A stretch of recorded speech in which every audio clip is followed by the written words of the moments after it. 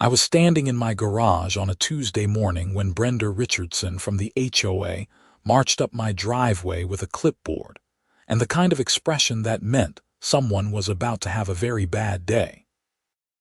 I had just finished adjusting the pressure valve on my well pump, the same pump that had been faithfully running for the past 15 years, when she cleared her throat loud enough to make me jump.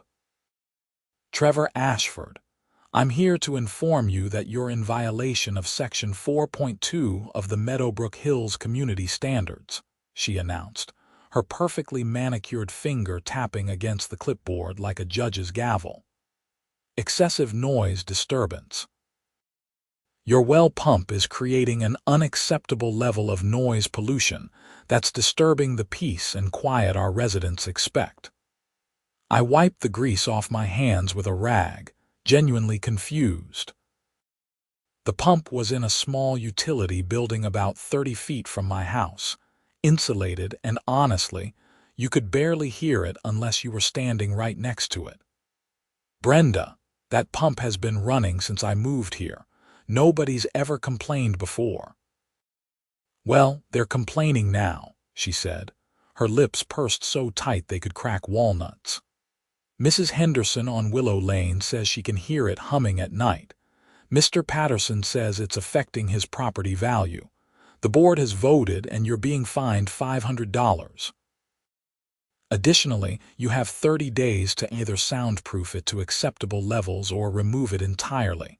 $500. I felt my blood pressure rising. "Remove it? Brenda, do you have any idea what you're asking me to do?" "I don't care what it takes, Trevor. Rules are rules." "The fine notice will be in your mailbox by end of day."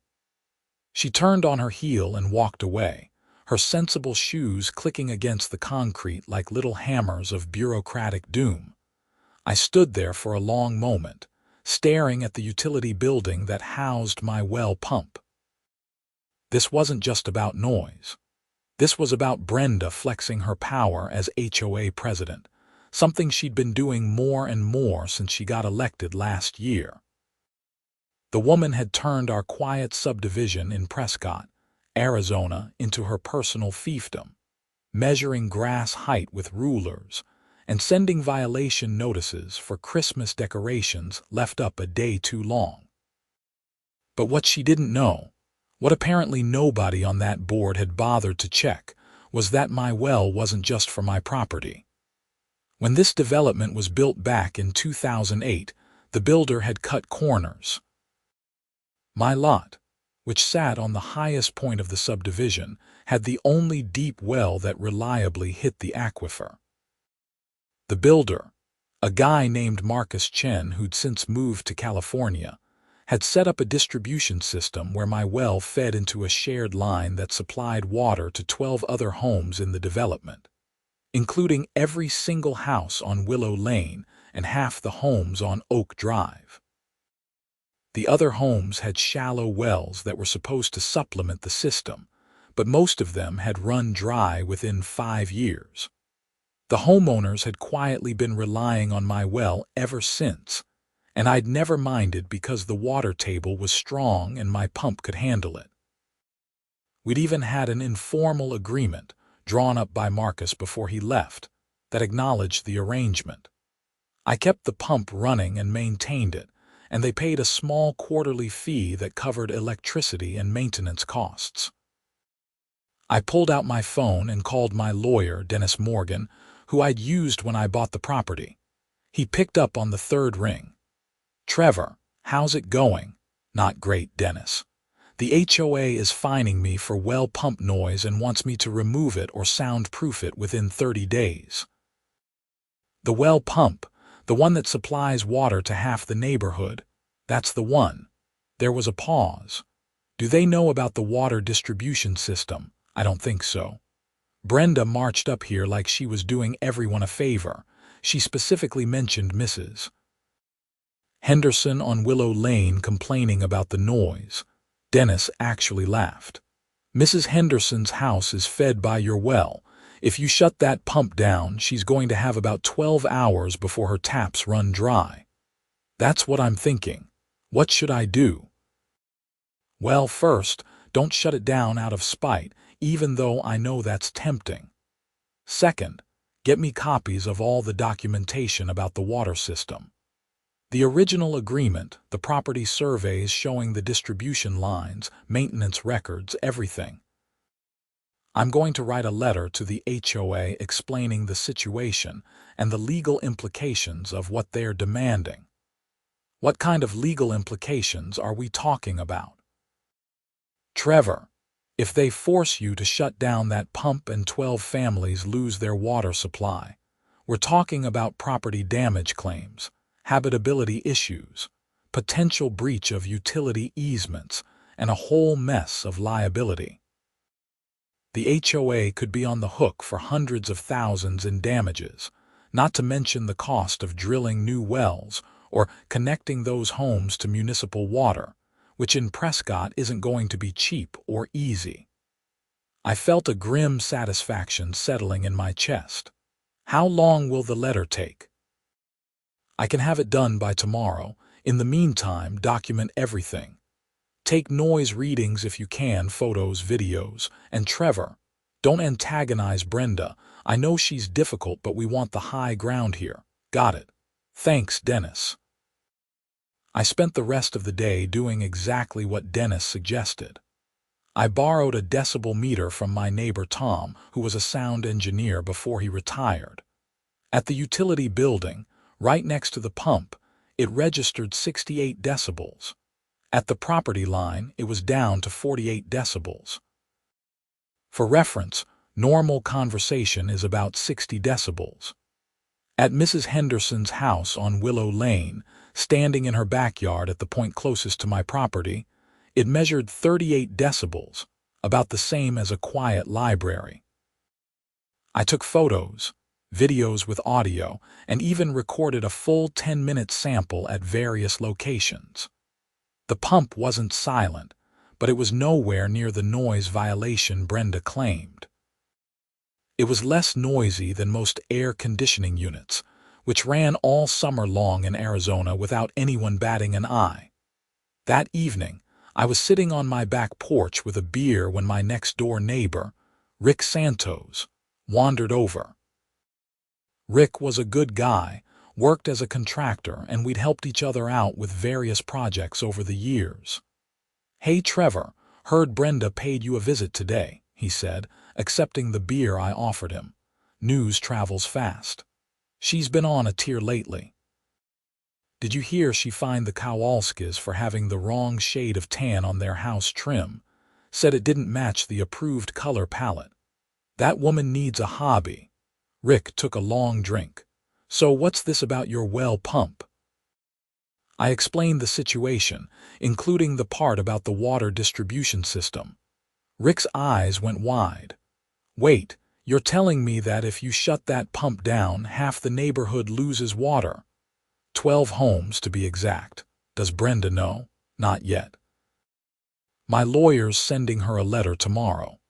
Rick started laughing, the kind of deep belly laugh that comes from witnessing cosmic justice in action. "Oh man, I wish I could be there when she reads it. She's probably already spent that fine money in her head." "I'm not looking forward to the fallout," I admitted. "Brenda doesn't strike me as the type who handles being wrong very gracefully." "That's an understatement. Remember when Jim Krakowski proved that she'd miscalculated the setback requirements for sheds, and hers was actually the one in violation? She made his life hell for 6 months. Surprise inspections, nitpicking every little thing." "Great," I muttered. "Look, just stick to your guns. You're in the right here. Everyone knows Brenda's been abusing her position. Maybe this will be the thing that finally gets her voted out."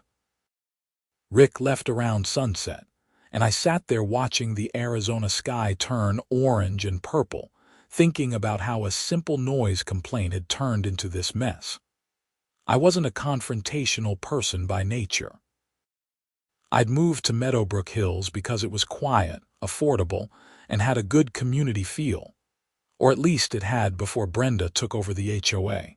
The next day, Dennis called me around 2 in the afternoon. Letters sent.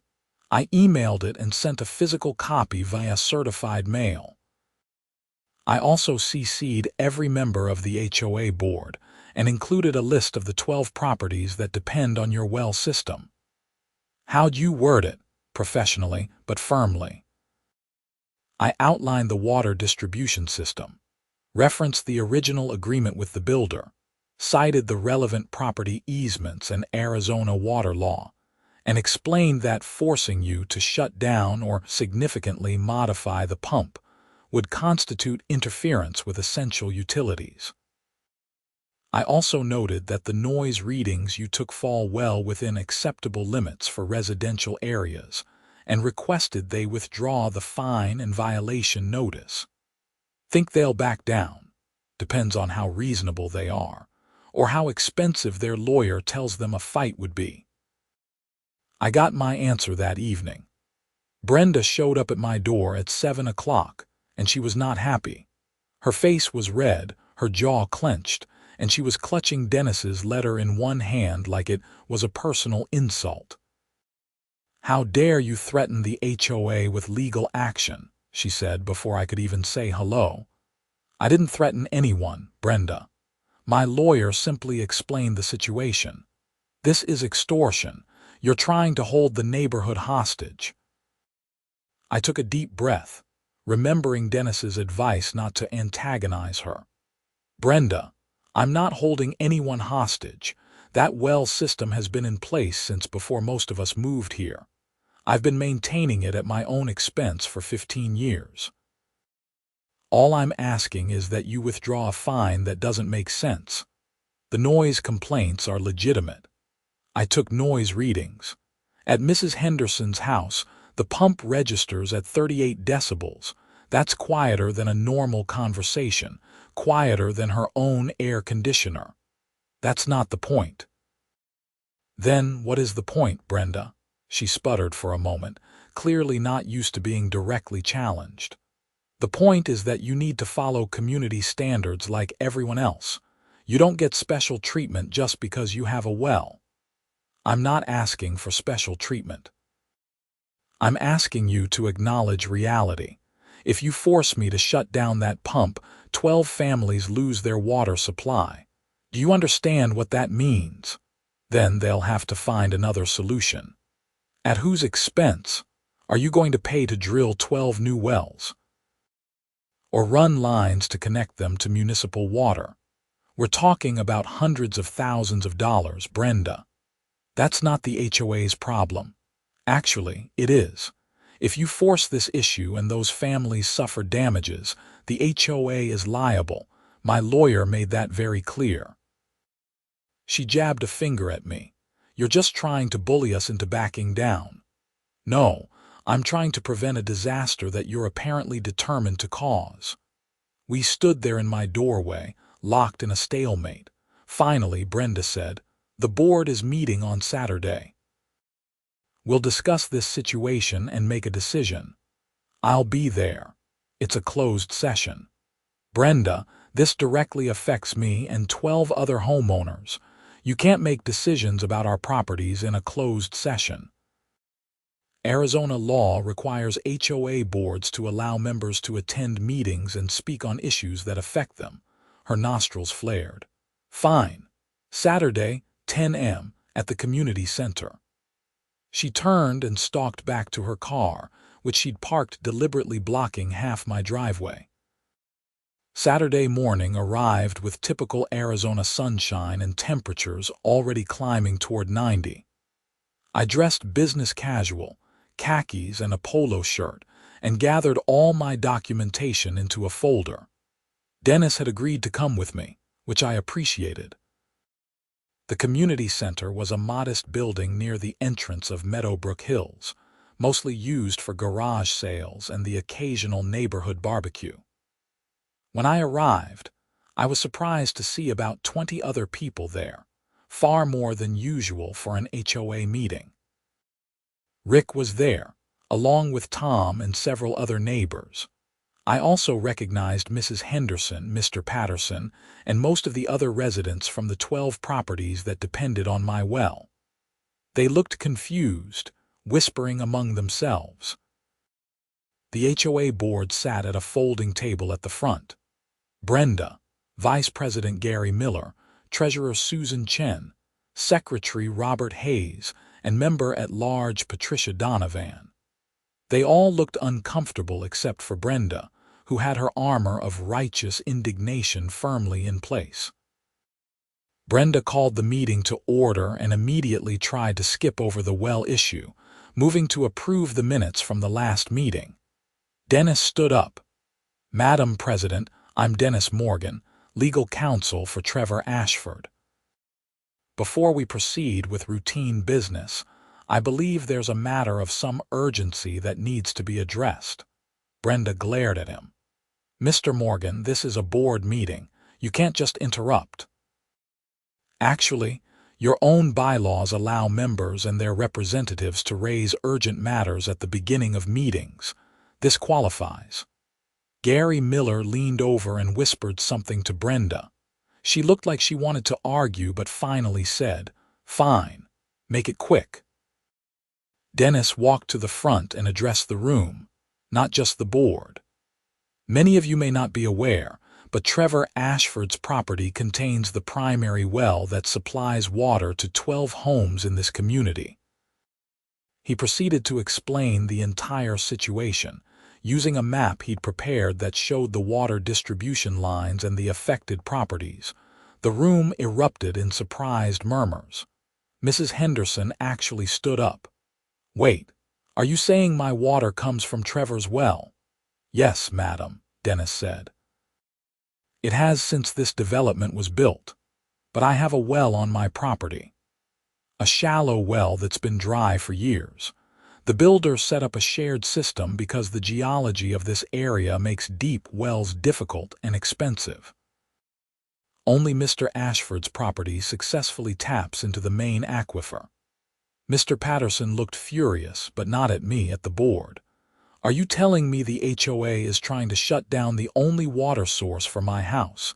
Brenda tried to regain control. "Now, let's not be dramatic. Mr. Ashford has been cited for a noise violation, not for having a well. A noise violation that would require him to either shut down or significantly modify the pump," Dennis countered, "which would interrupt water service to these 12 homes. I have noise readings here that show the pump operates well within acceptable residential standards." "We have complaints from residents," Brenda insisted. "From Mrs. Henderson," I said, standing up. "Mrs. Henderson, can you hear my well pump from your house?" The elderly woman looked flustered. "Well, I hear a humming sound at night sometimes. Could it be your refrigerator, your air conditioner? The pump is 200 yards from your house through desert terrain." "I suppose it could be something else," she admitted. Mr. Patterson stood up. "Brenda, did you even investigate this before issuing the fine?" "We received a complaint and followed protocol." "Protocol?" Another voice came from the back. It was Jim Krakowski, the shed guy Rick had mentioned. "You mean like when you cited me for a setback violation when it was actually your shed that was too close to the property line?" "That's not relevant to this discussion." "It's completely relevant," Jim said, walking forward. "It shows a pattern of you using your position to harass residents. And now you're going after Trevor's well, which apparently provides water to half the neighborhood, over a noise complaint that doesn't even hold up to basic scrutiny." The room was turning against Brenda fast. Gary Miller, the vice president, cleared his throat. "Brenda, I think we need to table this issue and do a proper investigation. We already voted on the fine." "That was before we knew about the water system," Susan Chen said. "I certainly wouldn't have voted to cite Trevor if I'd known his pump was providing essential services to 12 families."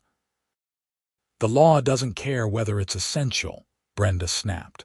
"If it violates noise ordinances, it violates noise ordinances." Dennis pulled out a sheet of paper. "Speaking of law, I have the Prescott Noise Ordinance right here." For residential areas, the daytime limit is 65 decibels and the nighttime limit is 55 decibels, both measured at the property line. Trevor's pump measures 48 decibels at the property line. It's in full compliance. That can't be right. I'm happy to share the official readings Trevor took, complete with timestamps and GPS coordinates. I also have a sound engineer's certification that the equipment used was properly calibrated. Brenda looked trapped. Patricia Donovan, who'd been quiet until now, spoke up. Brenda, I think we need to withdraw the fine and violation notice. This is clearly not a valid complaint. Absolutely not. We can't just cave every time someone hires a lawyer. This isn't about caving, Robert Hayes said. This is about not exposing the HOA to massive liability. If we force Trevor to shut down that pump and 12 families lose water, we could be looking at lawsuits that would bankrupt the association. He's bluffing. I'm not bluffing, I said. I don't want to shut down the pump. I don't want anyone to lose water. I just want to be left alone to maintain a system that's been working fine for 15 years. Tom, my neighbor with the sound equipment, stood up. I took those noise readings with Trevor. I've been a sound engineer for 30 years. That pump is one of the quietest I've measured. If that's a noise violation, then every AC unit, every pool pump, every appliance in this neighborhood is also in violation. The board members were looking at each other, and it was clear that Brenda had lost them. Gary finally said, I move that we withdraw the fine and violation notice against Trevor Ashford pending a comprehensive review of the well system and its importance to the community. Second, said Susan. All in favor? Gary asked. 4 hands went up, everyone except Brenda. Motion passes, Gary said. Brenda, you're outvoted. Brenda's face went through several shades of red before settling on a deep maroon. Fine, but this isn't over. We need policies in place for shared systems like this. Agreed, Dennis said smoothly. Mr. Ashford is happy to work with the board to formalize the arrangement and ensure everything is properly documented. But any such policies need to acknowledge the reality of the situation and protect both Trevor's rights as the well owner and the water access of the affected homeowners. The meeting continued for another hour, discussing the details of how to properly document the water sharing arrangement. It turned out that Marcus Chen's original agreement had never been filed with the HOA, an oversight that had allowed the situation to persist in a legal gray area. Dennis suggested drawing up a proper easement agreement that would protect everyone's interests and ensure the pump could continue operating. By the time we left, a committee had been formed to work on the new agreement, consisting of Gary, Susan, and 3 affected homeowners, including Mr. Patterson. Brenda had been conspicuously not included, her authority significantly diminished by the whole fiasco. As I walked out to the parking lot with Dennis, he clapped me on the shoulder. That went well. Brenda looked like she wanted to murder me. She's humiliated. She overreached, got called on it publicly, and lost the support of her own board. People like that don't handle it gracefully. So what happens now? Now we formalize the water agreement, get it properly recorded, and make sure you're protected. I'd also recommend documenting everything going forward. Any interaction with Brenda, any HOA communication, keep records. If she tries to retaliate, we'll need evidence. Dennis's warning proved prescient. Over the next 2 weeks, I received 3 violation notices from the HOA.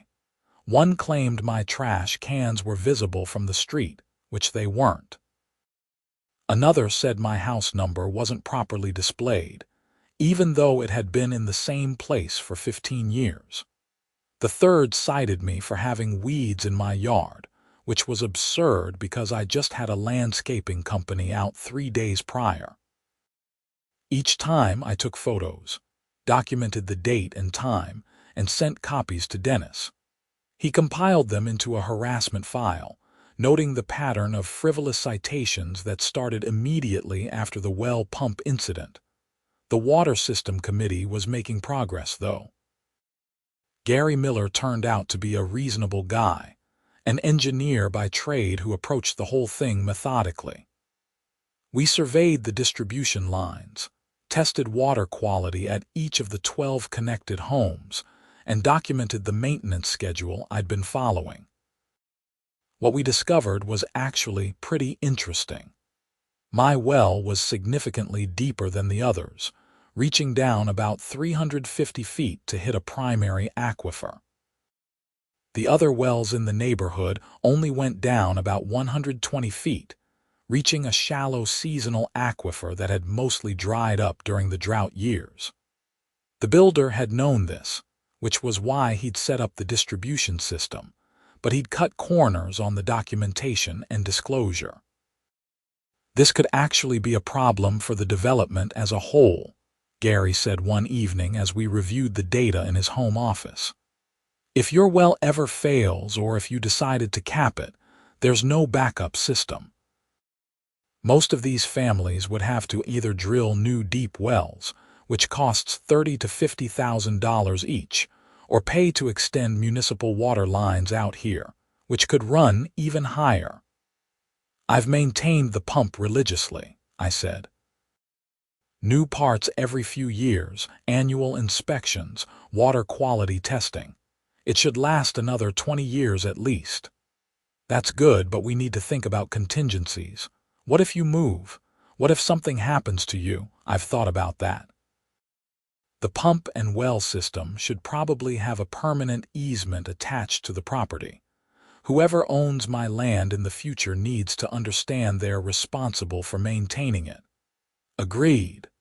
I'll talk to the HOA's lawyer about structuring it properly. We worked on the agreement through March and into April. Dennis and the HOA's attorney, a guy named Richard Walsh who seemed competent and fair, went back and forth on language and terms. The affected homeowners were all involved, and we held several community meetings to make sure everyone understood what was being proposed. The basic structure was this. My property would have a permanent easement requiring the well and pump to be maintained in working order. The 12 connected properties would have a permanent right to access water from the well, and they'd pay a quarterly fee to cover electricity, maintenance, and a reserve fund for major repairs or eventual replacement. A 3-person committee, elected by the affected homeowners, would oversee the fund and approve major expenditures. It was fair, it was sensible, and it protected everyone. The committee presented it to the full HOA board in late April. Brenda fought it every step of the way. She proposed amendments that would have given the HOA full control over the well and pump, which Dennis immediately shot down as an unconstitutional taking. She tried to impose additional noise restrictions specifically targeting the pump. She even suggested that the HOA should fine me retroactively for all the years I'd been operating the shared system without proper authorization. Each time, she was voted down by the other 4 board members. It was clear they'd had enough of her antics. The other homeowners were also losing patience. At one meeting, Jim Krakowski actually called for a vote of no confidence in Brenda's leadership, which got significant support but not quite enough to trigger a special election. The final agreement was approved in early May.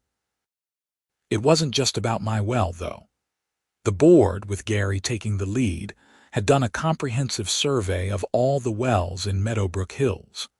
They discovered that several other homes were also sharing water in informal arrangements, none of which had been properly documented. The whole situation sparked a broader conversation about infrastructure and planning. It turned out the builder, Marcus Chen, had cut corners on a lot more than just water systems.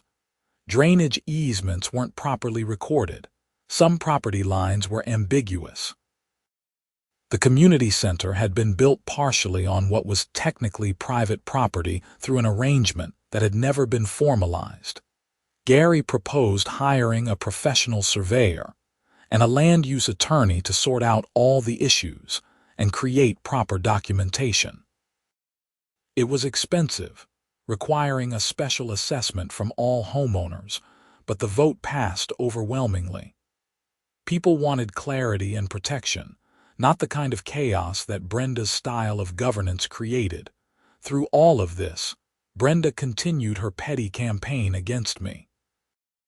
I received violation notices for my mailbox being weathered, for parking my truck in my driveway overnight, for having outdoor lights that were allegedly too bright. Each citation was photographed, documented, and added to Dennis's harassment file. In June, things came to a head. I received a violation notice claiming that I was running a commercial operation from my property without approval. The basis for this claim was the quarterly payments I received from the 12 homeowners for water service. Dennis hit the roof when I showed him the notice. This is beyond petty. This is actively malicious. The water payments are specifically authorized by the easement agreement that the HOA itself approved. This is harassment, plain and simple. What can we do? We're going to file a formal complaint with the board against Brenda for abuse of authority and harassment. And if that doesn't work, we're going to sue her personally, not just the HOA. The complaint was filed on June 15th. It detailed every frivolous violation notice, the timeline of harassment starting immediately after the well pump incident, and included statements from other homeowners who'd been on the receiving end of Brenda's vindictive management style. The board scheduled a special hearing for June 30th. This time, the community center was packed. Word had spread, and it seemed like half the neighborhood showed up. There was a sense that this was about more than just me and Brenda. This was about what kind of community Meadowbrook Hills was going to be. The hearing started at 6 p.m. Gary, as vice president, ran the meeting since Brenda was the subject of the complaint. He laid out the allegations clearly and gave me time to present my evidence. I went through each frivolous citation with photos and explanations. The trash cans that weren't visible. The house numbers that were exactly where they'd always been. The weeds that didn't exist. The weathered mailbox that I'd actually replaced a month before the citation. The overnight parking that was allowed under the CC and Articus. The lights that were standard residential fixtures. The commercial operation that was actually a board-approved utility easement. Then other people started speaking up. Jim Krakowski talked about his shed situation. A woman named Linda Martinez described being cited for having decorative rocks that were the wrong color. Another homeowner, George Park, explained how he'd been fined for trimming a tree wrong, even though he'd hired a licensed arborist who followed proper techniques. The pattern was clear. Brenda had been using her position to punish anyone who disagreed with her or challenged her authority. The well pump situation was just the most egregious example because it affected so many people and had such serious potential consequences. After 2 hours of testimony, Gary called for a vote on whether Brenda had abused her authority. It was 4-0, with Brenda abstaining. The vote on her removal as president was the same. Brenda stood up, her face tight with barely controlled fury. You're all making a huge mistake. This community needs strong leadership, not a bunch of people who cave to every complaint and lawsuit threat. I've been trying to maintain standards, to keep property values up, to ensure that Meadowbrook Hills is a desirable place to live. By harassing residents, Gary said, by issuing frivolous citations, by trying to shut down a well that supplies water to 12 families. That's not leadership, Brenda, that's authoritarianism. You'll regret this. She gathered her things and walked out, leaving the door swinging behind her. The room was quiet for a moment. Then Gary said, "Okay, we need to elect a new president. Nominations." Susan Chen nominated Gary, who accepted. The vote was unanimous. The meeting wrapped up around 9 p.m. with a palpable sense of relief in the room. People lingered, talking and laughing like a weight had been lifted. I thought that was the end of it. Brenda had been removed from power, the well situation was resolved, and life could go back to normal. But I should have paid more attention to her parting words. 2 weeks later, on a Tuesday morning, I woke up to the sound of equipment running. I looked out my bedroom window and saw a drilling rig set up on the empty lot next to Mrs. Henderson's house. The lot was owned by the HOA, held as common space for potential future amenities. I threw on clothes and drove over. There were 2 workers there and a company truck that said Arizona Well Services. A man in a hard hat was directing the operation. "Excuse me," I called out. "What's going on here?" The man turned. "Drilling a new well. HOA hired us." "The HOA, who authorized this?" He pulled out a work order. "Says here Brenda Richardson, HOA president." "Brenda's not the president anymore. She was removed 2 weeks ago." The man frowned. "Well, I've got a signed contract and a 50% deposit. We're completing the work." I called Gary immediately. He answered on the second ring. "Trevor, what's up?" "There's a drilling rig on the common lot next to Mrs. Henderson's place. They say Brenda hired them to drill a well." "What? When?" "The work order is dated 3 weeks ago. Did the board approve this?" "Absolutely not. We never discussed drilling a new well." I put Gary on speaker so the driller could hear. Gary explained that Brenda was no longer authorized to contract on behalf of the HOA and asked them to stop work immediately. The driller was not happy. "I've got a contract and I've already mobilized equipment. If you're canceling, someone's paying my cancellation fee and expenses." "Send the bill to Brenda Richardson," Gary said. "She signed the contract without authority." Over the next few days, the situation unraveled further. It turned out Brenda had signed multiple contracts in the days before her removal, committing the HOA to over $200,000 in expenses. Besides the well, she'd contracted for a complete renovation of the community center, hired a management company with a 3-year term, and authorized legal action against 3 homeowners, including me. Gary called an emergency board meeting. "This is financial sabotage." She knew she was being removed and decided to burn everything down on her way out.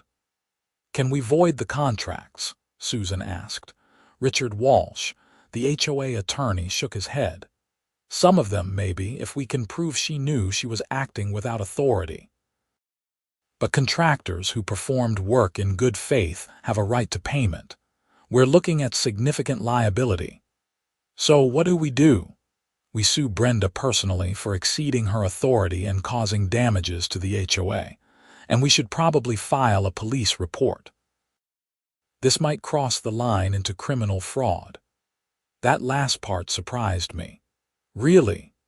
If she signed these contracts knowing she was about to be removed, knowing the board hadn't approved them, and knowing the HOA didn't have the budget for them, that's intentional financial harm. It could be prosecuted as fraud or embezzlement depending on how the DA looks at it. Gary looked exhausted. "Okay, Richard, prepare the lawsuit. I'll contact the Prescott Police Department about a report." I felt bad for Gary. He'd stepped into the presidency expecting to clean up some paperwork issues, and instead he was dealing with potential crimes and 6-figure financial damages. The police took the matter seriously. Detective Sarah Brennan was assigned to the case. She was a sharp woman in her early 40s who'd worked fraud cases for years. She interviewed the board members, reviewed the contracts, and pulled the HOA's financial records. The problem: she explained to me when she interviewed me as a witness, is proving intent. Did Brenda sign these contracts knowing she'd be removed, or did she genuinely believe she was acting in the HOA's interest? She told us we'd regret removing her, I said. Those were her exact words when she left the meeting. That helps, but it's not conclusive. What I really need is evidence that she knew the board hadn't approved these expenditures and signed them anyway. That evidence came from an unexpected source.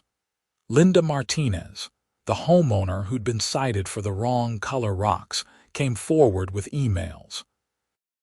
She'd served briefly as secretary before Brenda pushed her out, and she'd kept copies of all the board communications. In those emails, there were multiple instances where board members questioned expenditures and Brenda overrode them, claiming presidential authority she didn't actually have. More damningly, there was an email thread from just before Brenda's removal where she discussed the well drilling project with an outside consultant. In the emails, she acknowledged that the board probably wouldn't approve it, which was why she was signing the contract immediately. Detective Brennan brought Brenda in for questioning in late July. I wasn't there, obviously, but Gary told me later that she tried to claim everything was a misunderstanding, that she'd been trying to protect the community's interests, that the board's removal of her was politically motivated. The detective didn't buy it. Based on the emails and the pattern of unauthorized contracts, she recommended charges. The Yavapai County District Attorney agreed. Brenda Richardson was arrested on August 3rd and charged with 4 counts of fraud and 1 count of theft by deception. The theft charge related to the $15,000 in HOA funds she'd spent on contracts after she knew she was being removed, but before the board could strip her access to accounts. The news sent shockwaves through Meadowbrook Hills.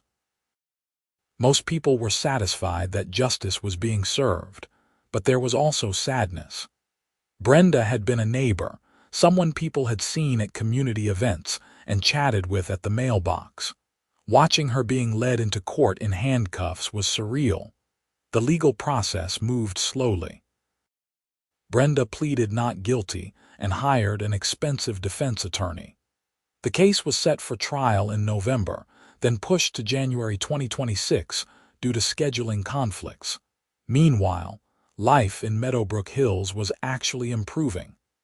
Gary turned out to be an excellent HOA president. He was methodical, fair, and actually listened to residents. The board reformed the violation process to include a review committee before fines could be issued, preventing the kind of abuse Brenda had engaged in. The well system was working perfectly. The water committee met quarterly to review finances and maintenance. We'd built up a healthy reserve fund, and the affected homeowners actually voted to give me a one-time bonus of $5,000 for all the years I'd maintained the system without proper compensation. I tried to refuse it, but they insisted, so I used the money to upgrade the pump to a newer, even more efficient model. The property survey and documentation project that Gary had initiated wrapped up in September. It cost every homeowner about $800 in special assessments, but the result was a comprehensive map of the entire development with every easement, utility line, and property boundary properly recorded. Several potential legal issues were identified and resolved before they could become problems. The community felt different too. People were more engaged. HOA meetings that used to draw 5 or 6 residents now regularly had 20 or 30. There was a sense that Meadowbrook Hills was our community, not Brenda's personal kingdom. The civil lawsuit against Brenda was settled in October. She agreed to repay $85,000 to the HOA, which was the amount of unauthorized expenditures that couldn't be voided. She had to take out a loan against her house to cover it, and the word was that she and her husband were planning to move once the criminal case was resolved. The criminal trial finally started in January 2026. I was called as a witness and spent a long day on the stand explaining the well pump situation and Brenda's escalating harassment. The prosecutor, a young but competent woman named Amanda Torres, walked me through all the frivolous citations and the timeline of events. Brenda's defense attorney tried to paint her as a dedicated volunteer who'd been overwhelmed and made poor decisions under stress. He argued that her actions, while unauthorized, weren't criminal because she genuinely believed she was helping the community. The jury didn't buy it. After 3 days of trial and 6 hours of deliberation, they found her guilty on all counts. Sentencing was in February. I attended, along with Gary and several other homeowners. The judge, a stern woman named Margaret Chen, reviewed Brenda's history and the impacts of her actions. "Mrs. Richardson, you held a position of trust in your community," Judge Chen said. "You were elected by your neighbors to manage common resources and maintain standards. Instead, you used that position to harass people who disagreed with you and to commit fraud when you knew you were being removed from power. The evidence shows a pattern of vindictive behavior and financial irresponsibility that caused real harm to dozens of families." Brenda was sentenced to 18 months in county jail, with the possibility of early release after 9 months for good behavior. She was also ordered to pay an additional $25,000 in restitution for the HOA's legal fees and to perform 200 hours of community service after her release. She was led out of the courtroom in tears, her husband following behind with his head down. I should have felt triumphant, but I mostly felt tired. The whole saga had taken nearly a year from that first violation notice to Brenda's sentencing. It had consumed time, money, and emotional energy that I'd rather have spent on literally anything else. But it was over. The well system was formalized and protected. The HOA was running smoothly under Gary's leadership. Brenda was facing consequences for her actions. Justice, messy and slow as it was, had been served. That evening, Rick Santos organized an impromptu barbecue at his place. About 30 neighbors showed up, including most of the people whose homes were connected to my well. We grilled burgers and drank beer and watched the sunset over the mountains. Tom raised his bottle in a toast. To Trevor, for standing up to the HOA from hell. To Gary, for actually leading instead of dictating, someone else added. To all of us, I said, for remembering this is supposed to be a community, not a battleground. We drank to that. The Arizona evening was cooling down, the sky turning those impossible shades of orange and purple that you only get in the desert. Someone turned on music. Kids were running around playing tag. It felt right, the way neighborhoods are supposed to feel. Later, as people were starting to head home, Mrs. Henderson came up to me.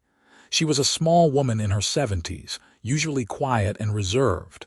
"Trevor, I need to apologize," she said. "I was the one who complained about the noise."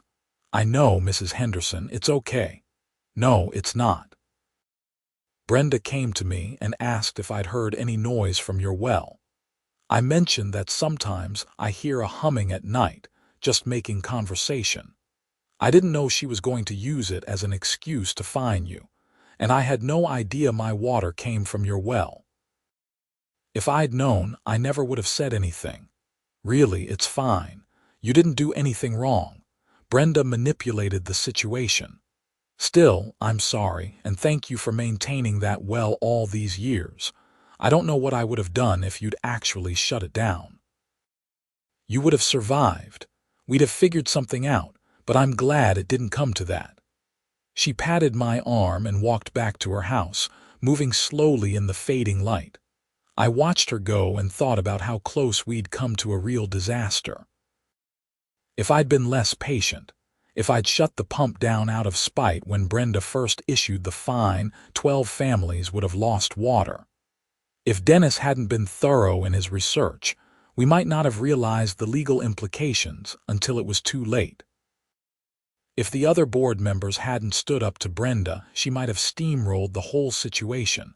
A lot of things could have gone wrong, but they didn't, and that was worth celebrating. I helped Rick clean up, loading trash bags and leftover food into his garage. "Quite a year," he said. "That's an understatement. Think the HOA will be better now?" "I think it already is. Gary's doing a good job. The new rules are fair. People are actually engaged instead of just complaining." "All because of a noise complaint about a well pump," I laughed. "Yeah, who would have thought?" We finished cleaning and I walked back to my house.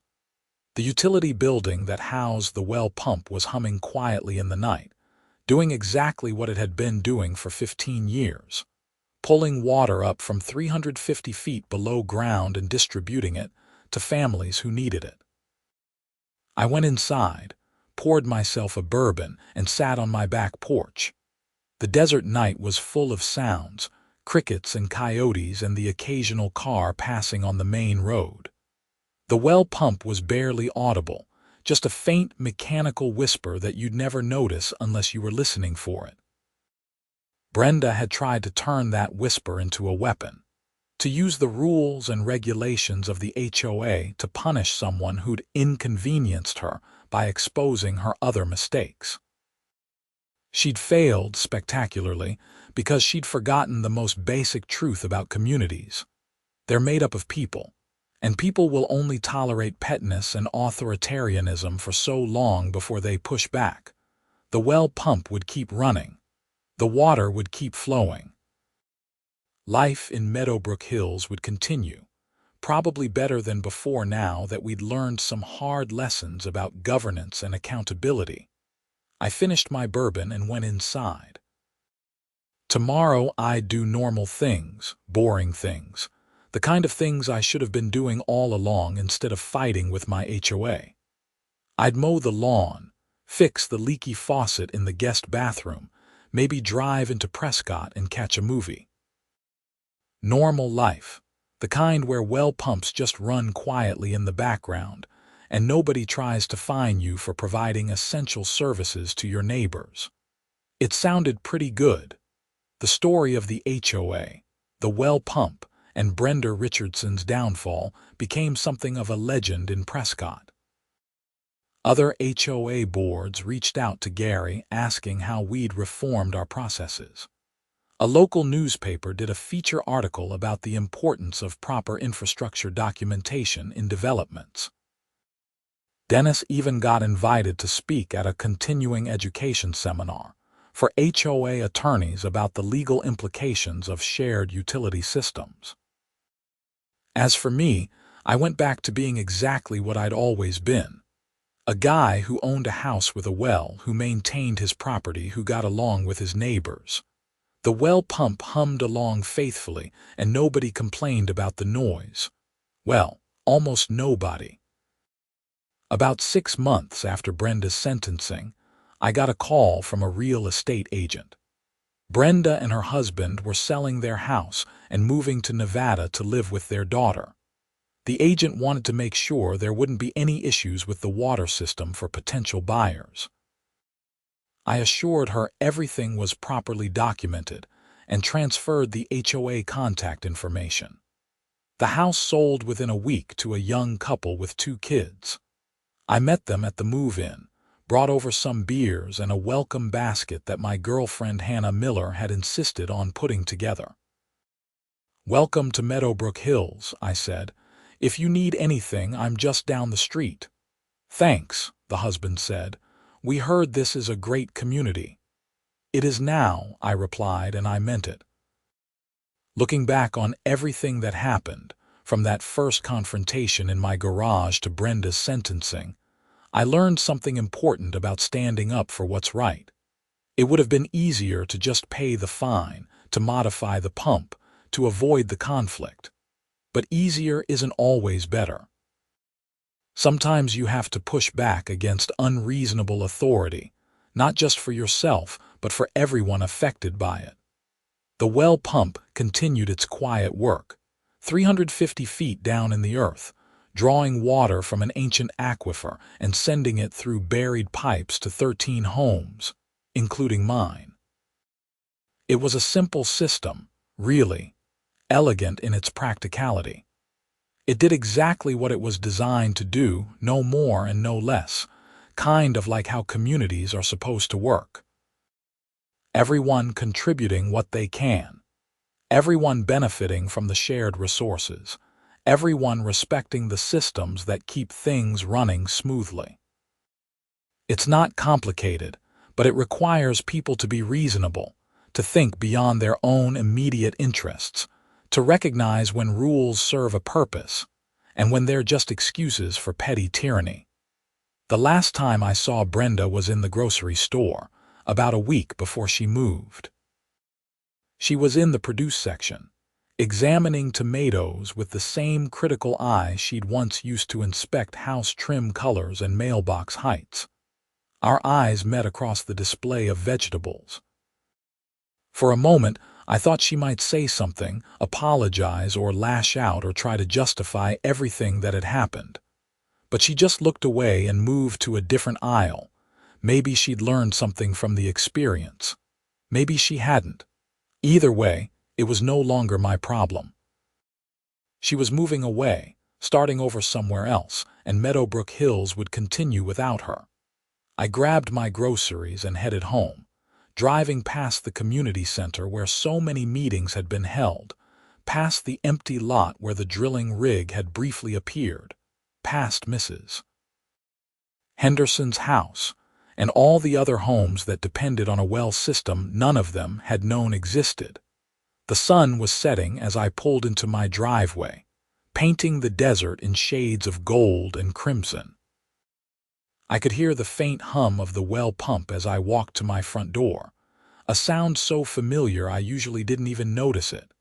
But that evening, I stopped and listened to it for a moment, that steady mechanical heartbeat that kept water flowing to 13 families. It was just a pump, just a piece of equipment doing its job, but it had become something more, a symbol of how hidden systems support our lives, how interconnected we all are even when we don't realize it, and how important it is to protect the things that matter. I went inside, unpacked my groceries, and made dinner. Through the window, I could see lights coming on in neighbors' houses, people coming home from work, families settling in for the evening, all of them using water from my well, probably without thinking about it. That was fine. Infrastructure is supposed to be invisible when it's working properly. You shouldn't have to think about where your water comes from any more than you should have to worry about whether your HOA president is going to weaponize noise ordinances against you. The story had a happy ending, all things considered. The bad actor was held accountable. The good systems were preserved and improved. The community learned important lessons about governance and standing up against abuse of authority. Nobody lost their water supply. In the grand scheme of things, it was a small drama in a small subdivision in Arizona.